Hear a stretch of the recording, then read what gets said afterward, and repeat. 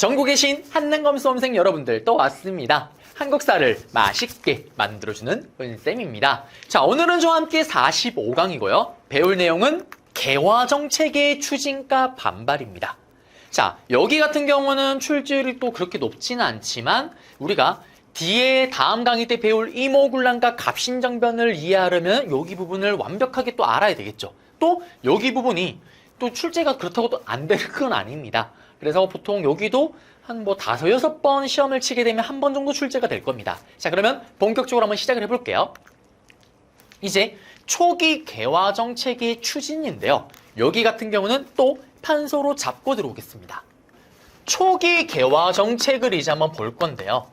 우리가 했던 것도 복습을 해보겠습니다. 지지난 시간 때 우리가 뭘 봤었냐면 흥성대원군의 국내 국외 정치 10년을 봤어요. 그런데 이 흥성대원군이 최익현의 상소를 받고 하야를 합니다. 그러면서 우리는 고종임금의 친위 정치를 하는 친정을 받습니다. 그리고 친정을 하자마자 그 틈을 노리고 바로 운요 사건을 일으키고 일본이 강화도 조약을 체결했었죠. 이게 1876년이었습니다.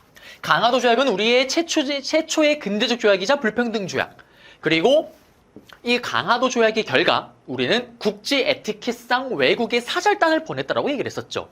강화도 조약이 체결됐던 그해 바로 1876년에 우리는 1차 수신사라는 사절단을 보냈습니다. 이 1차 수신사로 갔던 인물 대표 주자가 누구냐? 처음으로 가서 기수를 꼬지러 간다. 일본으로 갔었던 기수왔지. 김기수입니다. 김기수. 그리고 시간이 흘러 딱 1880년이 됐습니다. 4년이 지난 거예요.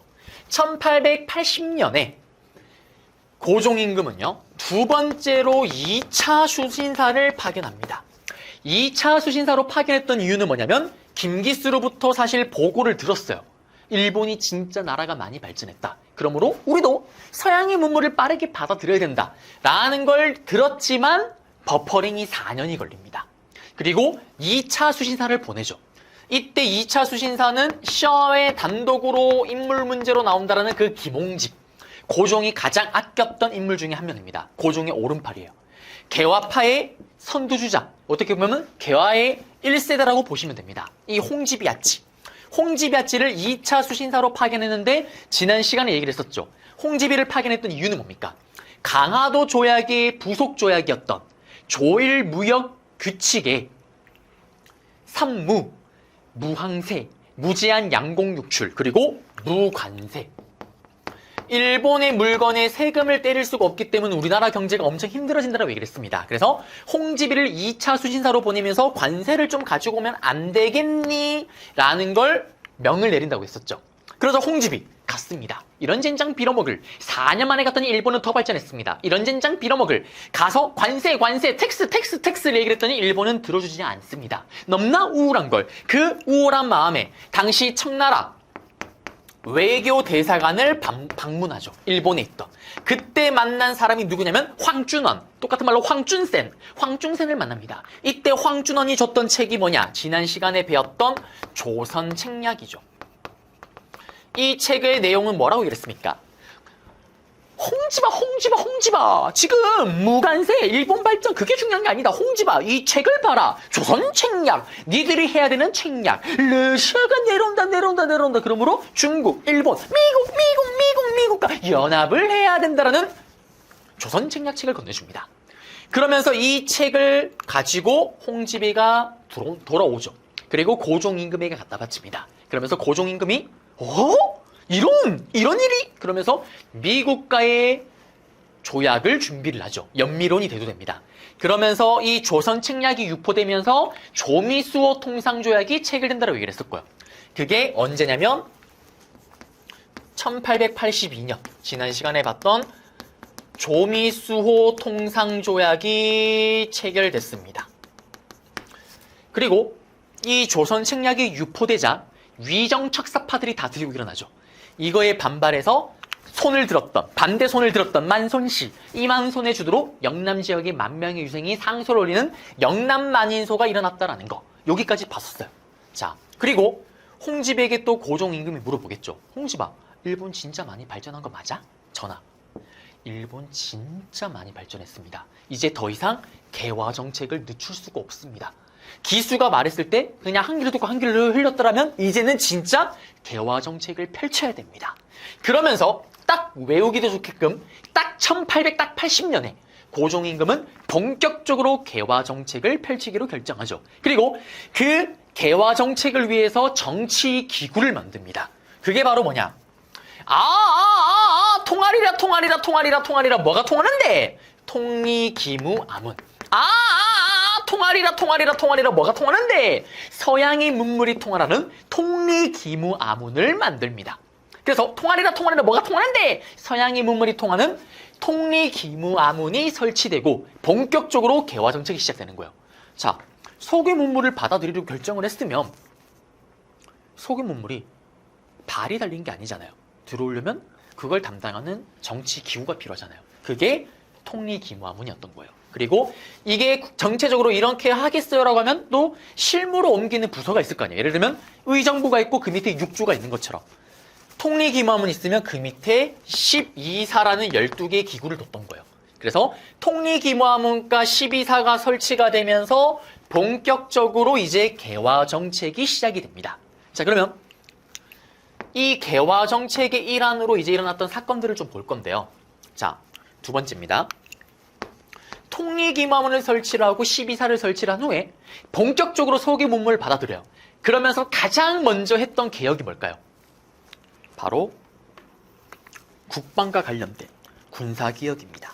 우린 앞에서 흥성대원군 때 병신 가운데 언어순화형 오페르트 도굴 사건, 병인양요와 심리양요를 겪으면서 서양 세력과 싸웠잖아요. 서양 세력들과. 그때 싸우면서 느꼈던 건 뭘까요? 정말 기술력의 차이가 정말 극심하구나. 우리와 서양 애들의 대포 사정거리가 3배 이상 차이가 나는구나.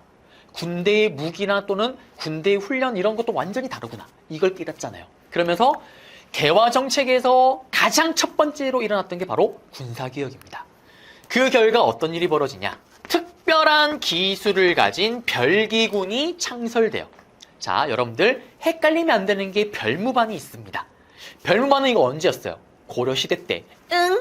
똥 싸는 거 아닙니다. 융간 때. 융간이 여진족을 털어버리기 위해서 신기군, 신보군, 항마군으로 구성됐던 별무반. 지금은 별기군입니다. 여러분들, 이때는 예전에는 무술이 중요했다면 이제는 무술이 필요 없죠. 기술이 중요합니다. 그래서 근대 개화기 때는 특별한 기술을 가졌던 별기군이 창설됩니다. 그리고 기존의 원래 군대가 뭐였어요, 여러분들? 기존의 원래 조선의 군대는 5개의 군대로 구성됐던 5군령 체제였잖아요. 이 5군령 중에 3개를 정리해고시킵니다. 잘라버려요. 2개만 남겨요. 그러면서 무위형, 장어형이라 그래서 2개의 군대만을 남깁니다. 2형 체제로 하고 이때 세이브한 돈을 바탕으로 특별한 기술을 가졌던 별기군을 창설했다라는 거. 외별기라는 별명을 얻기도 합니다. 일본의 군대라는 얘기를 듣기도 해요. 왜 그러냐면 이때 별기군의 교관을 일본인 교관으로 샀습니다. 그 이유는 뭐냐면 일본이 자기들이 교관을 자처를 해요. 자처했던 이유는 뭐냐면 자기들이 어떻게 보면 이 별기군을 지도하고 교육하게 되면 자연스럽게 여기 있는 사람들이 친일파가 될 거라고 생각을 한 거예요. 일본을 따르는. 그리고 자기들이 어차피 교육을 시켜봤자 일본과 조선의 격차는 이미 벌어질 대로 벌어져 있는 상태입니다. 크게 격차를 좁히는데 도움이 되진 않는다 라고 생각을 한 거예요. 오히려 조선 내에 자기들의 입지를 구축시키고 간섭을 하기 위해서는 교관을 보는 게 더 이득이라고 생각을 했던 거죠. 그러면서 이 별기군의 또 다른 별명으로 외별기라는 게 있었다라는 거. 이렇게 군사개혁이 이루어졌습니다. 그 다음에 세 번째예요. 세 번째. 자, 통리기무아문. 통할이라 뭐가 통하는데? 서구의 문물이 통할이라는 통리기무아문을 설치하고 서구 문물을 막 받아들이고 있습니다. 근데 문제는 개화기구를 또 설치를 했다고 서구의 문물이 발 달린 것처럼 들어오는 게 아니잖아요. 그러면 서구의 문물을 배우기 위해 직접 사절단을 또 보내기도 해야 됩니다. 그래서 통할이라 뭐가 통하는데? 서구의 문물이 통할이라는 통리기무아문을 설치를 하고 나서 그 다음에부터 각종 여러 나라의 외국의 사절단을 파견합니다.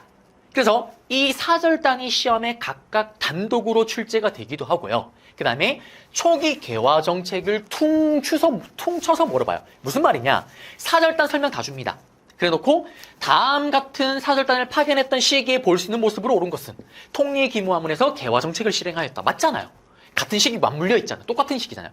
별기군이 창설되었다. 같은 스토리 맞죠. 또는 통일기무화문 같은 경우는 시험에 단독으로 출제가 돼요. 시험에 쉽게 나오면 통일기무화문 설명 다 줘요. 초기 개화 정책을 위해서 만들었다 샤랑샤랑 꿀랑꿍, 그리고 나중에 여기서 사절단을 파견하겠다 샤랑샤랑 꿀랑꿍, 통일기무화문 찾으면 정답이죠. 오답으로 뭐 위정분이, 승정원 이런 게 들어갈 거고요. 그 다음에 별기군은 군대 문제로 단독으로 출제가 되기도 하겠죠. 근데 별기군은 단독 출제보다는 나중에 우리가 앞에서 봤던 삼별초나 또는 뭐 별무반의 오답으로 활용되기도 합니다. 자, 그래서 사절단 다시 돌아가서 사절단 얘기를 한번 해볼게요. 자, 그러면 사절단을 어디에 보내냐? 일단 중국 청나라로 일단 먼저 보냅니다. 이때 보냈던 사절단 이름이 영선사예요. 영선사는 중국의 청나라로 보냅니다. 이때 영선사를 이끌었던 최고 리더가 누구냐? 이름이요. 윤식입니다. 윤식이. 김윤식이에요. 김윤식.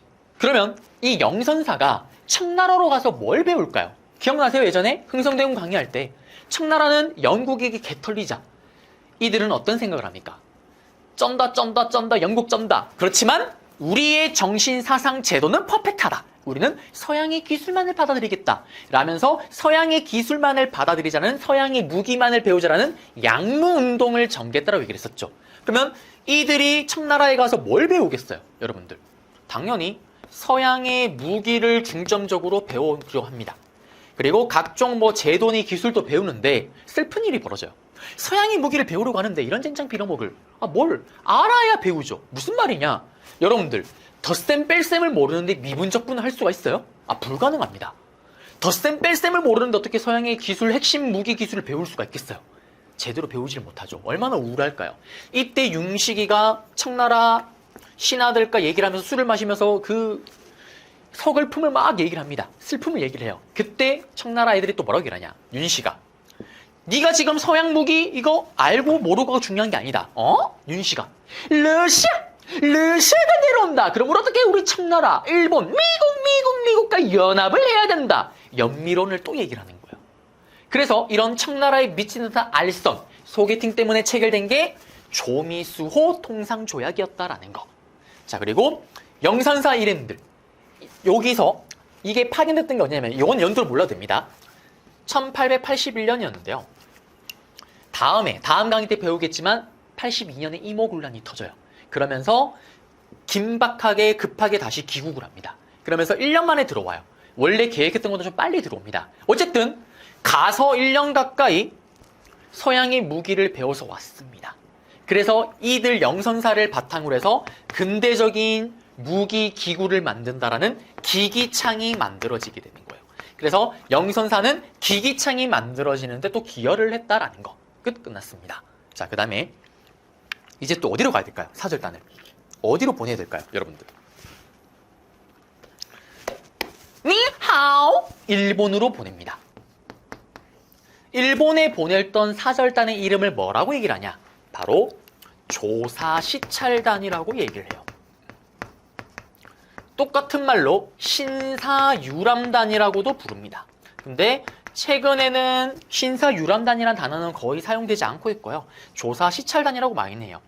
일본을 조사하고 보고 관찰하기 위해 보낸 사절단입니다. 이 조사시찰단 같은 경우는 고종 임금이요. 일본으로 보내려고 했는데 너무 반발이 심한 거예요. 특히 조선 책략이 유포되면서 영남 지역에 영남 만인소개라고 난리가 납니다. 근데 그런 상황에서 일본에 문물을 배우기 위해 사절단을 보낸다? 더 난리가 나겠죠. 한마디로 지금 불이 났는데 기름을 붓는 격인 거예요. 그래서 일본에 조사시찰단을 보낼 때 고종이 약간의 꼼수를 부립니다. 어떤 꼼수를 부르냐? 이 조사시찰단 멤버들한테요. 부산을 암행어사 형태로 내려가라고 얘기를 해요. 암행어사로 마치 보냅니다. 그래서 얘들은 암행어사인가 보다 하고 부산을 가요. 도착을 했을 때 또 밀명 하나 돌립니다. 부산에 도착하면 편지가 하나가 있는데 그걸 열어서 봐라. 딱 도착해서 열어봤더니 암행어사는 거짓이고 실제로는 니들은 일본으로 가서 일본의 각종 제도니 각종 문물들을 배우고 돌아와서 보고서를 제출해라! 라는 글이 적혀 있습니다. 어허! 여러분들 그거 있잖아요. 최근에 그 해외여행 가는 이런 예능 프로그램 보게 되면은 연예인들 막 해외 출국하기 전에 어디로 가는지도 모르고 있다가 갑자기 출국한다 그래서 어떡해. 갑자기 막 짐을 싸서 출국하는 거 보면서 여러분들이 하하하 막 웃겠던 거 있죠. 그 케이스예요. 조사시찰단은. 그래서 부산까지 암행어사 형태로 내려갔다가 고종임금이 편지를 보고 아하! 바로 사절단으로 변신을 해서 일본의 문물을 배우러 건너갑니다. 그게 바로 조사시찰단이에요. 그리고 돌아온 후에 실제로 고종임금에게 보고서를 제출합니다. 그리고 이제 또 하나 사절단이 또 남아있죠. 여기 있는 조미수호 통상조약. 조미수호 통상조약은 우리 지난 시간에 배웠잖아요.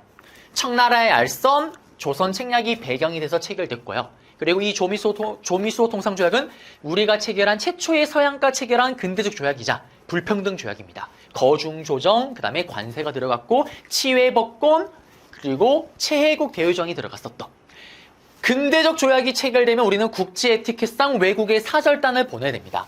강화도 조약이 체결되고 곧바로 수신사를 보냈던 것처럼 이때 뭘 보냈습니까? 지난 시간에 또 했었잖아요. 바로 비행기사 중에 보잉사라는 비행기사가 있죠. 보빙! 멀리 미국까지 보빙! 날아서 갑니다. 보빙! 뉴욕! 보빙사입니다. 보빙사가 또 파견이 되죠. 이때 보빙사는 대박이에요. 실제로 미국의 대통령을 아련하기도 합니다. 미국의 대통령을 만나게 돼요. 그리고 여기에 핵심 멤버 중에 또 누가 있었냐면 육일준이라는 인물이 있었습니다. 이 육일준이라는 인물은 심심상태 인물 문제로 단독으로 출제가 돼요. 김홍집처럼. 육일준은 보빙사의 일원으로 미국을 갑니다. 그리고 보빙사 단원들이 돌아올 때 돌아오지 않고 유럽을 더 돌고 돌아와요. 그러면서 그때 자신이 보고 느낀 걸 씁니다. 그게 뭐냐면 서유견문이에요. 서양을 유람하면서 보고 느낀 걸 쓴 책입니다. 그리고 그걸 바탕으로 한반도를 놓고 서구 열강들이 치열하게 삥 뜯어 모으고 난리를 치니까 이권을 뺏으려고 난리를 치니까 차라리 이럴 바에 한반도를 지금의 스위스처럼 중립국으로 두자라는 한반도 중립파론을 제기하기도 하죠. 요거는 다음 강의 때 배울 겁니다. 그래서 6.1주년 내용까지 보빙사까지 잡아드렸습니다. 뉴욕! 그러면 정리를 해볼게요. 지금 우리는 초기 개화 정책을 계속 잡고 있습니다. 딱 외우기 좋게끔 1880년에 단독으로 출제가 되는 통리기마문을 설치하고 실제 행정부서로 12사를 설치한 후에 크게 두 가지의 개혁 정치를 펼치죠. 군사개혁이었던 별기군, 특별한 기술을 가진 군대. 그 다음에 두 번째는 문물을 직접 배우기 위해 사절단. 대표적으로 영선사, 조사시찰단, 보빙사가 있었고 이 세 개의 사절단은 각각 시험에 단독으로 출제가 될 수가 있다는 거. 어렵게 안 나옵니다. 쉽게 나올 거예요. 자, 그리고 이러한 개화 정책의 결과 각종 근대 시설들이 설치가 됩니다. 대표적으로 신문을 발행했던 반문국이라는 게 만들어지고요. 이러한 개화 정책의 결과. 그 다음에 돈을 찍어내는 전황국이라는 게 또 만들어집니다. 그리고 어딨나요? 영선사가 갔다 와서 만들었던 기기창, 영선사 멤버들이 크게 기여를 했던 기기창, 근대 무기기구 창고였던 기기창이 또 만들어지기도 합니다. 그리고 마지막으로 우체국이었던 우정국이 만들어져요. 근데 이 우정국 같은 경우는 다음 시간에 배울 갑신정변 때 또 등장을 하겠지만 오픈 동시에 폐업을 합니다. 이런 근대 문물이 만들어졌다라는 거. 그러면 시험에 나오면 어떻게 나오냐? 이거 나오겠죠. 통일기모함은 뭐 영서사 뭐 초기 개화 정책 얘기 막 나옵니다. 다음 같은 시기에 볼 수 있는 모습으로 오른 것은 또는 다음 개화 정책의 결과 영향을 오른 것은 우정국, 방문국, 전황국, 뭐 기기창이 만들어지게 되는 계기가 됐다. 뭐 이런 것들이 정답이 될 수도 있습니다. 자, 그래서 우리는 초기 개화 정책을 다 잡아드렸고요. 사실은 여기가 이번 강의의 제일 핵심이죠. 네, 그러면 관련된 문제도 한번 풀 겸 PPT로 돌아가 보겠습니다. 자, 초기 개화 정책인데요. 보시면은 강화도 조약의 결과 1차 수신사 기수를 꽂으러 갔던 김기수. 근데 진짜 중요한 건 여기 2차 수신사. 4년 후에 2차 수신사 홍지비가 조선 책략을 가지고 왔고 영남만인소, 그 다음에 조미소 통상조약이 체결됐고요. 근대 문물을 시찰하고 왔습니다. 진짜 개화해야 돼요. 그러면서 고종이 이제 개화파를 등용하고 본격적으로 개화 정책을 추진을 합니다. 그러면서 먼저 통할이라 서구의 문물이 통하는 통리기범을 설치하고 개화정책 총괄을 맡깁니다. 그리고 그 예하에 12개 기구 12사를 설치하고요.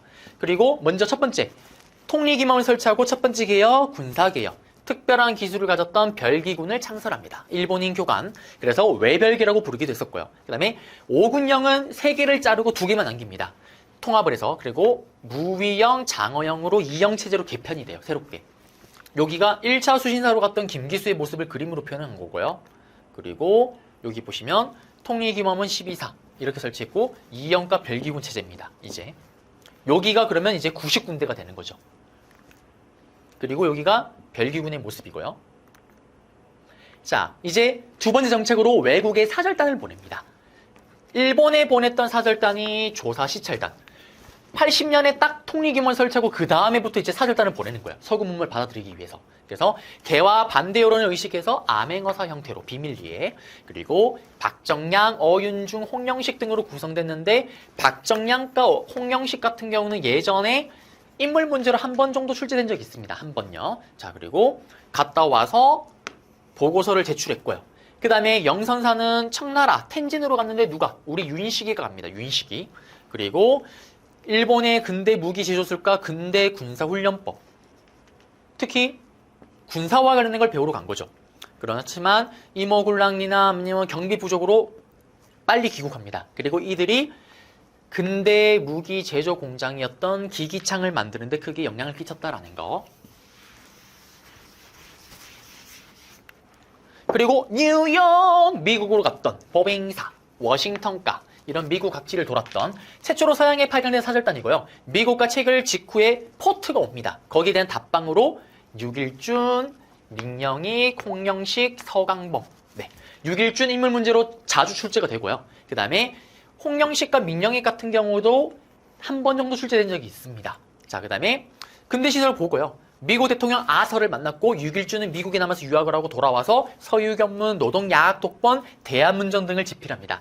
이거는 뭐 내용까지는 알 필요 있는 게 아니지만 이거는 좀 아셔야 되는 거고, 그 다음에 기타로는 어윤중을 서북 경력사로 임명하게 돼요. 여기가 어디냐면 함경도 평안 지역의 국경 문제를 처리하고 뭐 지방 감독을 하는 건데 이건 기타입니다. 기타. 해외 사절단과는 사실 상관이 없죠. 근데 이걸 넣었던 이유는 뭐냐면 이 시기 때 개화 정책이 벌어진 이 시기 때 이걸 했었는데, 고종이 임명을 했었는데 요게 오답 선지로 나온 적이 있어요. 정답이 되거나 이러진 않겠지만. 그래서 여기를 잠깐 넣었고요. 기타로요.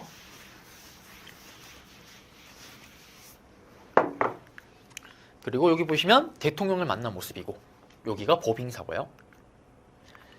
근대시설의 설치입니다. 그렇게 개화 정책을 펼치고 나서 결과물이 근대식 화폐를 만드는 전항국, 무기창고, 기기창, 신문을 발행하는 방문국, 우체국, 우정국이 만들어집니다. 자, 문제 볼게요. 밑줄근 2기구에서 추진한 정책을 서술하시오. 딱 1880년에 설치됐대요. 보시면 외교 업무를 담당하는 4대사 교린사 12사조. 12사가 있었다. 개화 정책을 총괄한대요. 통할이라 통리기마문인데 찾으면은 어디 있나요? 여기 있었던 거. 이 통리기마문에서 추진한 정책이 두 가지가 있었잖아요. 별기군, 그리고 사절단. 여기 축소하고 별기군을 창설하였다. 정답은 3번이고요. 그리고 이번에 사절단입니다. 보시면은 청에 파견된 김윤식, 영선사. 영선사는 기기창 설립의 계기가 되죠. 정답은 1번. 서양이 양무운동 중이니까 서양이 무기를 배우러 간 거였잖아요. 그리고 위에 거 좀 볼까요? 다시 보면 조선 책략을 처음으로 소개했다 김홍집, 민영익, 홍영식, 서감봉 등이 참여했다. 이거 보빙사. 그 다음에 개화 여론의 반대로 반대 여론으로 비밀리 출국. 이거는 조사시찰단. 그리고 미국 공사 부임에 대한 답례로 파견됐대요. 보빙사죠, 보빙사. 보빙사는 수신사 아니고 조선식당 김홍집 2차 수신사. 기기국 무기 제조 기술 이거는 영선사. 이거 조사 시찰단. 정답은 5번이죠. 민영이과 부대신 홍영식. 근데 이걸 이름을 몰랐더라도 사실 1번, 2번, 3번, 4번이 미국과 관련은 없잖아요. 소거법으로 제거하면 그냥 풀리는 거죠. 이거는. 정답은 5번입니다. 그리고 4번 문제. 보시면은 선진과학기술, 미국 조약과 체결과 관련된 일, 우리나라와 또 청으로 가서 지금 보시면 선진과학기술을 배우고 왔대요. 또 우리나라와 미국 조약 체결에 관한 일을 이 용장과 협의했습니다. 윤식이 가서 우울함에 빠졌을 때 러시아 얘기를 했다고 했었잖아요. 자, 그러면 이거는 영선사. 그 다음에 미국 공사 부임에 대한 답례로 포트가 왔기 때문에 보냈던 거. 미국 대통령을 만났던 거. 이거는 보빙사. 그러면은 보시면은 정답 2번이네요. 영선사가 기기창 설립. 이거는 2차 수신사 김홍집. 해동 제국기는 조선 초기 때 신숙주. 그리고 해국도지 영안실학 같은 경우는 이거는 초기 개화파. 암행어사 형태 이거는 조사시찰단, 신사유람단. 정답은 2번. 자, 여기는 사이 들어가는 건데요. 보세요. 조선은 자주국가로 일본과 평등한 권리를 누린대요. 이거는 강화도 조약. 그 다음에 미국과 조약 체결이고 조미수호 통상조약. 그러면 강화도 조약이 1876년, 조미수호 통상조약이 1882년. 여기 사이에 들어가는 거. 초기 개화 정책이 들어가면 되겠죠. 뭐 통리기무하문 또는 영선사 조사 시찰단이 들어가면 정답이에요. 자, 보시게 되면 여기 있네요. 정답. 통리기무하문이 설치되었다. 아, 그리고 여러분 헷갈리면 안 되는 게 영선사랑 조사 시찰단은 통리기무하문이 설치되고 그 다음에 보냈는데 보빙사는 당연히 조미수호 통상조약 체결된 이후에 보냈겠죠. 그래서 보빙사 같은 경우는 보냈던 시기가 언제냐면 1883년입니다. 다음 강의 때 제가 얘기 또 한번 언급을 하겠지만 이모군란이 1882년도에 터져요. 이모군란 터지고 난 이후의 일입니다. 아시겠죠? 그래서 보빙사 같은 경우는 이걸 나중에 한 번씩 장난질 칠 때가 있어요. 심화에서는. 그래서 제가 잠깐 한번 언급을 해드렸고 다음 강의 때 다시 한번 언급을 해드릴게요. 자, 그리고 또 보세요. 가나사인데 여기 보면 김기수 얘기했습니다. 기수 1차 수신사 강화도 조약 체결 직후 1876년. 그 다음에 윤중 나오고 막 왕에게 봉행 서신 열었더니 어떻게 암행해서 일본은 빨리 가래요. 아하, 이거 조사 시찰단 1881년 여기 사이에 들어갈 수 있는 거. 그러면 또 통리기무하문과 12사 설치겠죠. 정답은 2번입니다. 그리고 보빙사 보세요. 보빙사는 언제 파견됐다? 1883년. 이모군란 이후의 스토리입니다. 이모군란 끝나고 1년 후에요. 그러니까 이거는 또 나 이후겠죠. 그리고 이제 개화파의 형성으로 한번 가볼게요. 여기는 말로 간단하게 할 건데 일단 또 동진이가 개화파가 되어줘야 됩니다. 사실 개화 얘기를 한다고 제가 햄버거 옷을 입고 있습니다. 네, 저도 개화 문물 옷을 입고 있는데요. 자, 우리 개화파. 이 개화파는 흐름을 좀 보셔야 되는데 예전에는 북쪽의 학문을 배우자라는 북학파에서 이들이 통상 개화론자, 서양 애들과 상업적으로 통하게 하고 서구의 문물을 받아들이자. 이들이 이제 개화파가 되는 거예요. 그러면서 1세대 개화파들이 있습니다. 그 1세대 개화파들이 이들이에요. 박규수, 오경석, 유홍기인데 시험에는 박규수가 인물 문제로 자주 나옵니다. 기억나세요? 이 박규수가 누굽니까? 예전에 철정 때 진주밀란이 일어났을 때 안핵사로 파견돼서 삼정 이정청의 설치를 건의했었던 제너럴 셔머너 사건 때 평양 감찰사였던 박규수. 이 박규수는 제너럴 셔머너 다 불태워버리고 선원을 다 죽여버렸던 그 박규수가 서구의 문물을 받아들이자라는 개화파의 1세대가 됩니다. 그리고 여기 보시면 통상개화를 주장을 하고요. 그러면서 이들의 어떻게 보면 제자 1.5세대, 2세대가 김옥균, 박용효, 김유식 등이에요.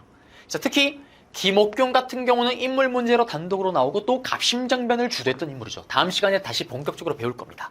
그러면서 이들이 정계에 진출하면서 개화 정책이 정부에서도 추진이 됩니다. 그래서 여기 개화파 이야기 한번 해드렸고요. 그리고 여기 있죠. 보시면은 북학파 실학자에서 개화파 선구자 1세대 박규수, 오경석. 그리고 이제 개화파가 둘로 쪼개집니다. 그게 개화파의 분화인데요. 자, 여기 같은 경우는 사실 이모군란 때 얘기를 하면 제일 베스트긴 한데 교재 구성상 여기다 넣는 게 일단은 맞는 것 같긴 해서 제가 넣긴 했습니다. 이모군란이 언제 터지냐면 통하리라 뭐가 통하는데 서구의 문물이 통하라는 통리기무화문 딱 1880년 통리기무화문이 설치가 되고 나서 개화정책이 막 펼쳐지잖아요. 그리고 2년 후였던 1882년에 개화정책을 반대하면서 이모군란이 터집니다. 이 이모군란이 끝나고 나서 개화파가 둘로 쪼개져요. 무슨 말이냐? 일단 초기에는 개화가 시작될 때는 뭐 온건개화파든 급진개화파든 서로 안 싸웁니다. 일단 개화에 다 같이 동참을 해요. 그러다가 이모군란이 터지면서 개화 정책에 반발했던 애들이 있었는데 이거를 다 제거를 해요. 이제는 개화 정책이 본격적으로 시작이 되는데 이때 개화의 속도를 놓고 둘이 쪼개집니다. 개화의 속도, 전체적으로 외교 정책을 어떻게 할지 놓고 개화파가 둘로 쪼개지는데 그게 하나가 온건개화파, 하나가 급진개화파예요. 요거는 제가 이모군란 갑신정변 다음 강의에서 다시 한번 언급을 해드릴 거예요. 자, 우린 앞에서 많이 봤습니다. 뭘 봤냐면 권력을 틀어지면 항상 지들끼리 싸우고 지들끼리 쪼개져요. 보세요. 신진사대부가 권력을 틀어지니까 급진개혁파, 온건개혁파로 쪼개지잖아요. 그 다음에 나중에 살인파가 권력을 틀어지니까 동인, 서인, 남인, 북인으로 쪼개지잖아요. 똑같아요. 쪼개진 겁니다. 이모군란 끝나고 나서. 온건개혁파는 흔히 4대당 수구당이라고 얘기를 해요. 고종이 가장 아꼈던 오른팔, 홍집이 김홍직, 김윤식. 그리고 이들은 기본적으로 개화 정책의 속도의 기준점이 누구냐? 청나라예요, 청나라. 그 말인즉 조선의 정신사상 제도는 퍼펙트하다. 서양의 기술만을 받아들이자라고 주장을 하는 거예요. 청나라의 양문운동이 롤 모델이고요. 동쪽의 도를 그대로 둔 상태에서 우리의 정신을 그대로 둔 상태에서 서양의 기술만을 받아들이자고 얘기를 합니다. 점진적인 개혁. 그 다음에 여기는 고종과 명성황후 쪽 사람들이 요 코드예요. 코드가. 그리고 이들은 청나라와 여전히 친하게 지내면서 서양의 침략을 무찌르고자 합니다. 그리고 이들이 나중에 가보개혁을 주도하게 되는 거고요. 그러면 여기는 대체로 홍집이나 김윤식 이런 사람들은 베테랑 관리들이에요. 나이가 많은 사람들. 보통 이러한 사람들이 개혁을 완전히 하는 거에 약간 보수적이고 부정적입니다. 왜? 이미 지금 현 제도 속에서 모든 걸 다 가지고 있잖아요. 모든 권력을. 근데 굳이 제도를 고친다? 얘들 입장에서 할 필요가 없는 거죠. 얘들은 그냥 서양의 기술만을 받아들이길 원합니다. 그래서 4대당 수구당이라고 부르기도 해요. 반대로 급진괴합파. 얘들은 정말 마음이 급한 애들입니다. 김옥균, 박용료, 홍영식 같은 인물인데요. 이들 같은 경우는 누구를 롤모델로 삼냐? 일본을 롤모델로 삼는 거예요. 일본 봐라. 서양의 기술은 당연하거니와 서양의 사상 제도 모든 걸 다 받아들였다. 우리도 그렇게 해야 된다. 조선의 모든 걸 다 갖다 버리고 일본을 롤모델로 삼아서 우리도 개화 정책을 해야 된다. 그래서 일본의 메이지 유신이 롤모델이고요. 모든 걸 받아들이자는 문명 개화론에 맞춰서 다 뜯어 고치려고 합니다. 그리고 이들의 친청 4대 정책을 반대하겠죠. 그리고 자기 뜻대로 안 되니까 이들이 일으킨 사건이 바로 갑신정변이 되는 거예요. 그래서 갑신정변 문제가 나올 때 정답으로 잘 되는 게 김옥균이 주도하였다, 급진개화파가 주도하였다. 정답이 되는 겁니다. 그래서 여기 개화파의 분화까지 봤습니다.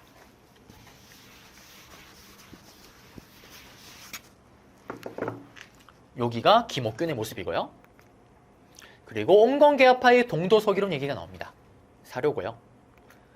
그리고 이제 위정척사파를 볼 건데요. 이 위정척사파 같은 경우는 시험에 최근에 20회차 안에 단독으로 출제된 적이 없습니다. 20회차 이전에 호랑이 담배 피던 시절에 위정척사파를 가지고 문제를 낸 적이 있긴 해요. 근데 거의 드물다라는 거지만 그래도 아시긴 알아야 됩니다. 왜냐면은 여기 위정척사파와 관련된 이걸 자체를 가지고 문제를 내진 않지만 잔잔하게 따로 내는 문제들이 몇 개가 있어요. 그거는 이걸 또 알아야지 또 완벽하게 이해가 됩니다. 자, 그러면 한번 들어가 볼게요. 위정척사가 있는데 이 위정척사는 뭘 얘기를 하는 거냐? 지킬 위, 바를 정, 바른 것은 지키고 사악한 것은 싹 다 배척한다라는 거예요. 그러면 바른 것은 뭘까요? 지켜야 되는 거는 바로 성리학 질서입니다. 그리고 척사는 뭘까요? 성리학 이외의 모든 사상, 모든 종교를 싹 다 배척하자라는 운동이에요. 그래서 이 위정척사파 같은 경우는 이렇게 생각하시면 돼요. 우리가 앞에서 살인파가 쪼개지면서 동서남북노서 다 봤습니다. 근데 이제는 그걸 다 퉁쳐서 그냥 이제는 보는 거예요. 위정척사파는 그냥 살인파, 살인파가 머릿속에 원래 뭐였어요? 온리 성략대로 움직이는 애들이잖아요. 그들인 거예요. 오로지 성략대로만 움직이고 성략이 바르고 올바른 거고 나머지는 싹 다 쓰레기다라는 겁니다. 그러면서 개화 정책에 당연히 얘들은 반대하겠죠. 보수 유행들. 그리고 서구 열강과 일본의 침략에 저항을 하겠죠. 그렇지만 한계는 뭐냐? 한계는 조선을 왕조를 기존의 양반 중심의 이런 것들을 유지를 한다라는 거죠. 왜냐하면 그게 성리학적 질서니까. 그런 한계가 있다라는 거. 자, 그러면 위정척사파 내용을 좀 더 구체적으로 보겠습니다. 여기 볼까요? 1860년대요. 이때는 흥성대원군의 국내외 정치 10년이 이루어졌던 그 시기입니다. 그러니까 보세요. 이런 사건들 발생을 했는데, 병신 사건들. 그런데 병인 양요, 신미 양요 가운데 또 빠졌지만 언어순화형 오페르토굴 사건. 그러니까 이들은 요구했던 게 통상수교 요구했잖아요. 이거 반대했겠죠. 위정척사파들은. 대표적인 인물로 이항로, 기정진 등이 있습니다. 이들은 척하주전론. 서양의 모든 걸 배척하고 문화를 배척하자. 그리고 전투를 주장하는, 서양 애들이 안 꺼지면은 싸워서라도 물리쳐야 된다. 흥성대원군이랑 코드가 딱 맞아떨어지죠. 그래서 흥성대원군과 함께 움직입니다. 이들은. 자, 그 다음에 1870년대. 이때는 큰 사건이 있죠. 1876년에 체결됐던 광화도 조약. 광화도 조약이 체결됩니다. 그러자 당연히 위정척사파는 다 들고 일어나겠죠. 개항 반대 운동을 펼칩니다. 최익현이 중심이 돼요. 기억나세요? 지난 시간에 배웠잖아요. 서양 놈이나 일본 놈이나 똑같은 쓰레기 새끼들아. 외양일체론. 강화도 조약을 체결할 바에 차라리 이 도끼로 제목을 치십시오. 라면서 도끼를 들고 상소문을 올렸던 그 최익현. 그때 나왔던 게 외양일체론이죠. 이게 70년대의 위정척사파의 트렌드입니다. 그리고 이제 80년대로 가볼게요. 80년대는 개화 정책이 시작이 됩니다. 특히 딱 1880년에 통하리라 뭐가 통하는데, 서구의 문물이 통하려는 통리기무아문이 설치가 되고 서구의 문물이 막 들어오고 있죠. 개화 정책이 추진되고 있습니다. 그리고 김홍집이 가져온 조선 책략. 러시아가 내려온다. 중국, 일본, 미국과 연합을 하는 연미론이 대두가 되죠. 그러면서 개화 반대 운동이 전개됩니다. 이때 손을 들고 반대를 했던 우리 만선씨 이만선의 주도로 전개됐던 영남 만인소, 영남 지역의 만 명의 유생이 상소를 올리는 홍지학 등이 주도를 하고요. 특히 홍지학은 너무 거칠게 썼다라 그래서 죽임을 당하기도 합니다. 이런 이만손의 영남 만인소, 조선 책략 주장에 반발했던, 이게 80년대고요. 위정척사파의 활동이고, 특히 조선 책략책으로 문제 나올 때 정답이 될 수 있는 거 조미수호 통상조약이 체결되었다. 영남 만인소가 일어나게 되었다. 계속 강조하고 있습니다. 그 다음에 이제 90년대요. 자, 사실 위정척사파도 참 슬퍼요. 흥성대원군 때 서양을 무력으로 무찌르자 라고 했지만 결국에는 강화도 조약이 체결되면서 개항이 되고 통상수교가 열리게 되죠. 개항 반대를 또 외쳤습니다. 근데 이제는 더 나아가서 서구의 문물, 개화 정책이 시작이 되고 있습니다. 개화 반대를 외쳤어요. 그렇지만 개화는 계속되고 있습니다. 결국엔 이들은 마지막에는 뭐에 나서냐? 총칼을 들고 직접 들고 일어나죠.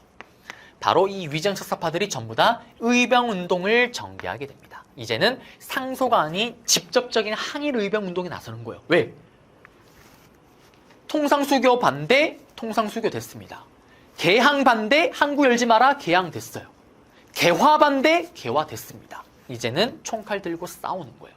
그러면서 위정척사파의 전체적인 흐름을 한번 보여드렸습니다. 그리고 중간에 나오는 거는 최익현이 단독 문제로, 그리고 조선 책략과 연계해서 이만선의 영남만인소가 단독으로 출제가 될 겁니다. 그리고 당연히 의병은 출제율이 잦아요. 유인석이나 이송, 이거는 나중에 의병 파트 가서 다시 한번 언급을 해드릴게요. 그리고 이거는 이항로의 척하주전론입니다. 사료고요. 그리고 이거는 최익현의 강화도 조약 반대 상소예요. 보시면 외인이라고 하지만 본질적으로 서양 오랑캐와 다를 바가 없다. 그리고 이만손의 영남만인소. 보시면 김홍집이 가지고 온 책, 황준원의 이 책 때문에 쓸개가 떨리고 울음이 벅벅치고 눈물이 흐른대요. 그리고 러시아는 우리와는 아무런 관계가 없는 나라다. 왜 남의 말 듣고 러시아 때문에 미국과 손을 잡냐? 아니다. 라는 거. 네, 이렇게 해서 오늘 배울 내용은 다 잡아드렸습니다. 다음 강좌에서 여러분들을 찾아뵙도록 하겠습니다. 여러분들 고생하셨습니다.